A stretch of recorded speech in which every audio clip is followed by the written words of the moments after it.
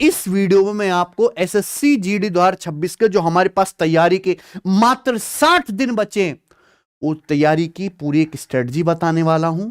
देखिए, कुछ ऐसी गलतियां जिससे बच्चे इग्नोर करते हैं, मतलब लगातार करते रहते हैं और उनका सिलेक्शन होता ही नहीं है। सबसे पहले तो आप इसको सुधारो। एक तो आपकी लत लग चुकी है केवल चैप्टर वाइज टाइप वाइज पढ़ने की। ये जो चैप्टर वाइज टाइप वाइज पढ़ने की जो बीमारी है ना तुमको, paper chapter wise type wise नहीं आता, पेपर क्या आता है, मिक्स्ड पेपर आता है। मिक्स्ड पेपर तो जिंदगी भर चैप्टर वाइज ही टाइप वाइज ही पढ़ के जाना, पेपर में वो मिलेगा नहीं, फिर वहां ऊपर नीचे देखते हो। तो चाहे तुम्हारी तैयारी हुई हो ना हुई हो, तुमने कुछ पढ़ाओ या ना पढ़ाओ, मॉक टेस्ट बिल्कुल अवॉइड ना करें। जैसा पेपर आएगा वैसे मॉक टेस्ट जरूर लगाएं, चाहे तुमने आधा ही सिलेबस किया हो। डेली एक मॉक टेस्ट जरूर अटेम्प्ट करें। ये से किए जीके और हिंदी को last month, GK plus Hindi को लास्ट मंथ मेरे प्यारे भी छोड़ देना। रटने का काम जो है मेरे प्यारे दोस्तों बिल्कुल बंद कर देना। फिर उसके बाद केवल प्रैक्टिस का, जो आपने पढ़ा रखा उसको रिवीजन का ध्यान देना। उसके बाद प्यारे दोस्तों रोज प्रैक्टिस नहीं करना। रोज प्रैक्टिस आप जो है करते नहीं है। मैथ्स, रीजनिंग, ये दो ऐसे सब्जेक्ट है जिसमें लगातार प्रैक्टिस की जरूरत है। आपको इनकी डेली प्रैक्टिस करनी है। उसके बाद स्पीड टेस्ट इग्नोर करना। आपने कोई चैप्टर पढ़ा तो उस पर आप चैप्टर वाइज क्विज लगाइए, हमने अपनी एप्लीकेशन फिर भी डाल रखे हैं। उसके बाद गलतियों को नोट नहीं करना। आप जो टेस्ट लगा ला के जो अपनी गलतियां पता चलेंगी कि भाई हमसे तो कंपाउंड इंटरेस्ट के सवाल बनते ही नहीं है, पर आप वो कंपाउंड इंटरेस्ट आपको पढ़ लेना चाहिए, आप वो पढ़ते ही नहीं, उस पर ध्यान ही नहीं दे। तो इस तरह की जो ब्लंडर मिस्टेक हो रही है आप उसको सबसे पहले सुधारिए।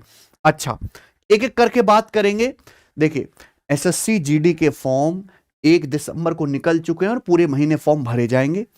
फॉर्म में अगर आप फॉर्म अभी भर दीजिए मेरे प्यारे दोस्तों, है ना, लास्ट टाइम पे वेबसाइट पे दिक्कत आती है। उसके बाद अगर आप फॉर्म में कोई गड़बड़ी कर देते तो 8 जनवरी से 10 जनवरी आपको उस गड़बड़ी को सुधारने का मौका भी मिले। अगर आपको पैटर्न ना पता हो तो यहां पर 20 सवाल रीजनिंग के, 20 जीके के, 20 मैथ के और 20 इंग्लिश या हिंदी में से किसी एक के आएंगे। यानी कि 1 घंटे में आपको 80 सवाल करने हैं, जो एक आसान काम नहीं है।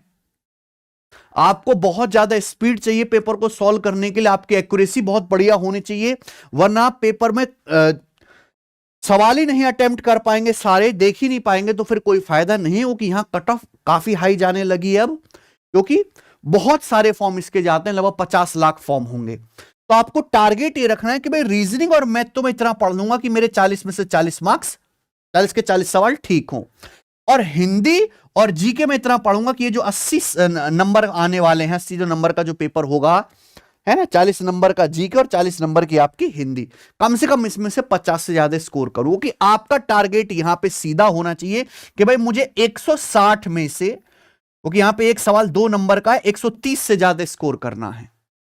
अब आ जाते हैं मेरे प्यारे भाई कि आपको 60 दिन में पढ़ाई करते समय किन किन बातों का ध्यान रखना चाहिए। सबसे पहले तो अपना डेली का एक रूटीन बनाओ। डेली का रूटीन यानी कि कैसा रूटीन जिसमें हर सब्जेक्ट पे फोकस हो, है ना। आपको केवल गणित नहीं पढ़ते रहना, केवल रीजनिंग नहीं पढ़ते रहना, सब पे ध्यान देना है। कम से कम 2 घंटा आप रीजनिंग को दीजिए, ठीक भाई, जिससे आपकी स्पीड और एक्यूरेसी दोनों पे फोकस हो। माना रीजनिंग आसान है, बहुत सारे बच्चे बना लेते हैं, लेकिन समय बहुत ज्यादा ले लेते हैं और पेपर में समय तो नहीं है, 1 घंटा है केवल आपके पास। गणित को भी कम से कम 2 घंटे दीजिए। देखिए, हाँ, एडवांस तो आना नहीं है, अर्थमेटिक आना, उसमें कोई ज्यादा फॉर्मूला नहीं है, लेकिन उसमें कैलकुलेशन जरूर है, जिससे कि आपकी कैलकुलेशन हो, ठीक हो, डेली ट्रिक्स आप सीख पाओ और डेली आपकी प्रैक्टिस होती रही, जिससे आपकी स्पीड बढ़े। जीके जीएस पे मेरे प्यारे में स्टैटिक वाले, स्टैटिक और पॉलिटी, इस पे आपको बहुत ध्यान देना है विशेषकर, और पीवाईक्यू क्वेश्चन से भी आप पढ़ सकते हो, ठीक है। हिंदी या इंग्लिश जो भी आप में देना चाहते हो, कम से कम 1 घंटा जो है इसको जरूर पढ़िए। हर 2 दिन में एक फुल लेंथ या सेक्शनल मॉक टेस्ट जरूर लगाएं। सेक्शनल तो आप डेली लगाओ, सेक्शनल टेस्ट डेली लगाओ मेरे भाई, ठीक है। लेकिन अभी जैसे एग्जाम में थोड़ा टाइम है, तो आप हर दूसरे दिन एक फुल टेस्ट जरूर लगाइए, फिर उसमें अपना स्कोर भी चेक करिए, उसकी एनालिसिस भी करिए, ठीक है बच्चों। रोज आधा घंटा जरूर निकालिए पूरे दिन भर में, जो पढ़ाई की उसके रिवीजन के लिए, जो आपने गलतियां की उसके नोटबुक के लिए, फॉर्मूलों को रखने के लिए, ठीक है। डेली एक दिन में कम से कम 7 से 8 घंटे पढ़ाई का आउटपुट आना ही चाहिए, और ये 60 दिन में इतना काफी है, ठीक है। और जिस बच्चे ने पहले एक बार पढ़ा रखा हल्का फुल्का, उसके लिए तो बिल्कुल ही काफी है, इतनी बहुत ज्यादा मेहनत की जरूरत नहीं है। अब आ जाते हैं प्यारे दोस्तों यहां पे अलग अलग उस पर, focus on high scoring areas first. Reasoning का 40/40 स्कोर पॉसिबल है, सबसे आसान जो पूरे आपके पेपर का सेक्शन होगा वो रीजनिंग ही होगा। और मैं अगर आपको सही सलाह दूं, ज्यादातर बच्चे ऐसे ही करते हैं, 90% हमसे तो बहुत सारे सिलेक्टेड बच्चे मिलने आते हैं, सबसे पहले पेपर में रीजनिंग वाला पोर्शन ही अटेम्प्ट करते हैं, ठीक है ना, क्योंकि ये और ये आपको ज्यादा मतलब तेजी से करना है, सबसे ज्यादा एक्यूरेसी वाला सेक्शन है। और बताऊं, जो प्रीवियस ईयर में आया है बिल्कुल वही आता है। प्रीवियस ईयर की जितनी ज्यादा प्रैक्टिस लगा लोगे, जितने ज्यादा सेट लगा लोगे, उतना आपको फायदा होगा। कुछ भी क्रिएटिव या नया इस सब्जेक्ट में आता नहीं है। जीके जीएस में 40 में से 20-25 मार्क्स तो आसानी से स्कोर किए जा सकते हैं। आप सबसे ज्यादा किस पे ध्यान दीजिएगा मेरे प्यारे भाई? स्टैटिक जीके, क्योंकि इसका वेटेज बहुत ज्यादा है स्टैटिक जीके का। बायोलॉजी और पॉलिटी, ठीक है ना। पीवाईक्यू से डायरेक्ट क्वेश्चन रिपीट होते हैं। पीवाईक्यू भी कौन से? 2024 वाले, 2025 वाले, यानी कि लेटेस्ट। केवल मैं यहां पे एसएससी जीडी के पीवाईक्यू की बात नहीं कर रहा, इसके अलावा एसएससी ने कोई भी पेपर कराया, चाहे वो सीजल का करवाया है, चाहे अभी सीएचएल का पेपर करवा रही, इसके भी लेटेस्ट पीवाईक्यू पिछले 2 साल के, उनसे डायरेक्ट सवाल रिपीट होते हैं। मैथ बहुत इजी आता है भैया, जीडी का 40 मार्क्स पूरे पॉसिबल है। इसमें आपको सबसे ज्यादा जो ध्यान देना है वो सिंप्लीफिकेशन, बोर्ड मास वगैरह के 2 सवाल आते हैं, प्रतिशत के, रेशियो के। उसके बाद आपको SI CI profit loss, SI CI and profit loss, लाभ हानि, ये इंपॉर्टेंट चैप्टर है, ठीक है ना। स्पीड ही आपका सिलेक्शन तय करेगी। इंग्लिश हो या हिंदी हो, 35+ सिक्योर मार्क्स आप आसानी से सिक्योर कर सकते हो, कि डायरेक्ट सवाल पूछे जाते हैं ग्रामर रूल से और कम समय में, क्योंकि ये ऐसा सेक्शन है जो मुश्किल से 5 मिनट में हो जाएगा, 5 मिनट से ज्यादा समय लगेगा नहीं, ठीक है। आ जाइए, अब आपको क्या करना है, 3-3-2 रूल जो है फॉलो करना है अपनी प्रोग्रेस के लिए। रीजनिंग डेली कम से कम 3 चैप्टर्स आप पढ़िए, डेली के डेली 3 चैप्टर्स।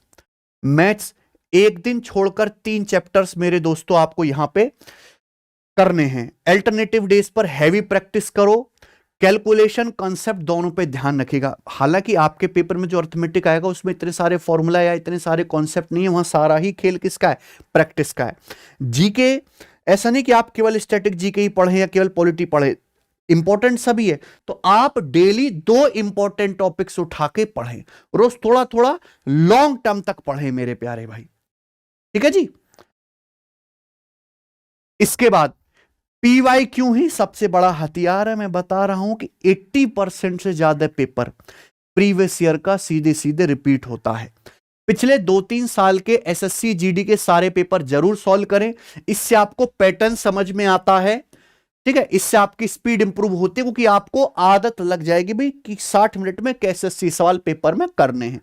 जीडी में 80% क्वेश्चन सेम पैटर्न के साथ रिपीट होते हैं। रीजनिंग बिल्कुल पूरा ही आएगा। जीके फैक्ट्स वाला। मैथ्स में मेरे प्यारे भाई जो टाइप एग्जामिनर ने बना रखा, जो ट्रेंड में चल रहा है, सीजीएल में, सीएचएसएल में, सिलेक्शन फेस के एसएससी ने नए पेपर कराए, इनमें जो जो टाइप ट्रेंड में चल रहा है वही टाइप डेटा बदल बदल के यहां भी रिपीट होगा मेरे दोस्त।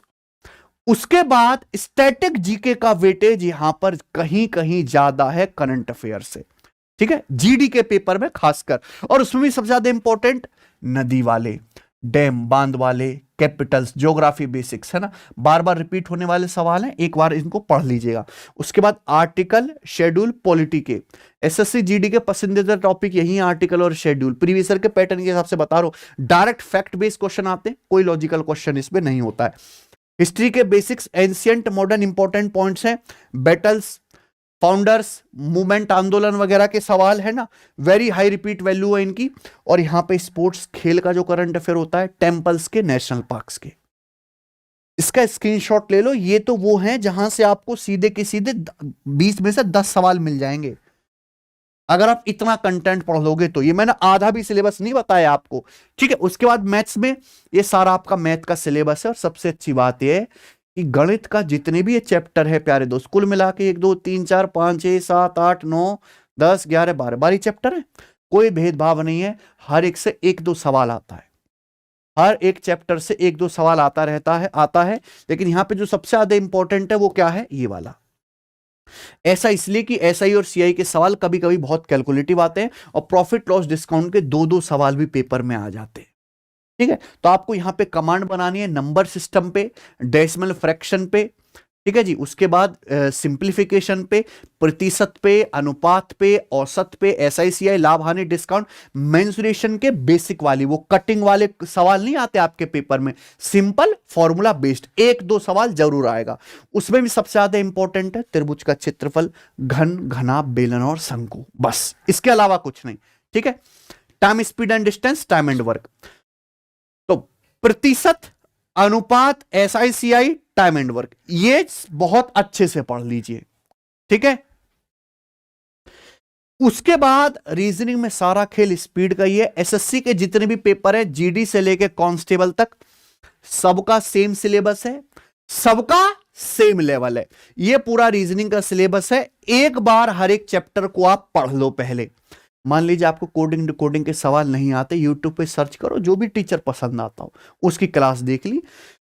ज्यादा कंसेप्ट इसमें होता नहीं कि आपको बहुत ज्यादा रटने का काम पड़े, ऊपर ऊपर से देख लिया, फिर सीधा आपने मॉक टेस्ट लगाए, है ना, 20-20 सवालों के, फिर आपने टेस्ट लगाए केवल जी।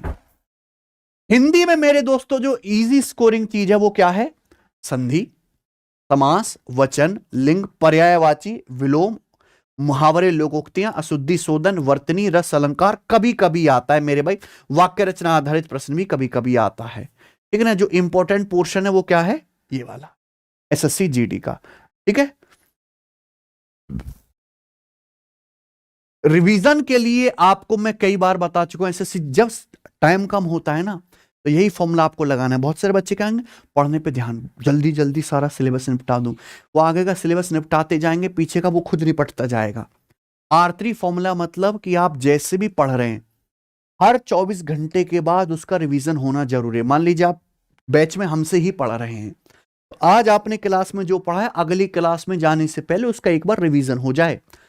सैटरडे संडे 2 दिन की छुट्टियों में, यानी कि हर 7 दिन बाद उसका रिवीजन हो जाए। हर चैप्टर खत्म हो जाने पर उसका एक बार रिवीजन हो जाए। ठीक है ना। तो ये फॉर्मूला आपको लगाना है, क्योंकि रिवीजन उतना ही जरूरी है जितना जरूरी पढ़ना। हर चीज ना तो आपको पढ़ने की जरूरत है, ना हर चीज एग्जाम में पूछी जाने वाली है। सिलेक्शन केवल 3 चीज से आएगा कि भाई आपकी स्पीड कितनी फास्ट है, आपने रिपीटेड क्वेश्चन जो बार बार पीवाईक्यू के वो कितने प्रैक्टिस किए, प्रैक्टिस से, प्रीवियस क्वेश्चन से। दोस्तों एसएससी जीडी में गहरे कंसेप्ट की जरूरत होती नहीं है। पेपर फैक्चुअल आता है, इजी आता है, स्पीड बेस्ड होता है। बहुत डीप सवाल गणित के नहीं आते मेरे भाई, कि यहां आपके सिलेबस में मेंसुरेशन दे रखा है तो यहां कौन की कटिंग के सवाल आ रहे हैं, प्रिज्म पिरामिड के लॉजिकल सवाल है, कुछ नहीं होना प्यारे दोस्त। सिंपल आएगा, सिंपल। अब 15 दिन में मेरे दोस्तों आपको लास्ट के जो 15 दिन रहेंगे, वो कि पेपर की डेट आ जाएगी, 15 दिन पहले आपको क्या करना है? सिर्फ मॉक टेस्ट। एक दिन में 2-2, 3-3 मॉक टेस्ट लगाना शुरू कर दो एग्जाम जैसे माहौल में। ठीक है। वहां सबसे ज्यादा इंपॉर्टेंट मॉक टेस्ट ही है। रिवीजन करिए जो भी आपने फॉर्मूला बनाया है, नोट्स बनाया है, या जो आप बार बार गलती करते हो। ठीक है ना। कोई भी न्यू टॉपिक आपको पढ़ना नहीं है बिल्कुल भी। तो आपको 160 मार्क्स 60 मिनट में स्कोर, मतलब एक 80 क्वेश्चन आपको करने 60 मिनट में। इसके हिसाब से टारगेट बेस्ड आपको मॉक टेस्ट लगाने। पीवाईक्यू को बार बार रिपीट करें, क्योंकि देखो जीडी में 70-80% पैटर्न वही रिपीट होता है जो पहले आ चुका है। ठीक है ना। आप एक टेस्ट लगा के देखिए, अगर आपके 160 में से 70, 80, 90 नंबर आ रहे हैं, तो पॉसिबल है कि आप अपने स्कोर को 130, 135 तक ले जाओ। अगर किसी बच्चे के अभी भी 160 में से, आपने टेस्ट लगा के देखा 80 सवाल में से, 80 सवालों का 50 नंबर ही आ रहे मान लीजिए, तो भाई इस साल का जीडी छोड़ो, फिर आप अगले साल के जीडी पे ध्यान दीजिए। ठीक है।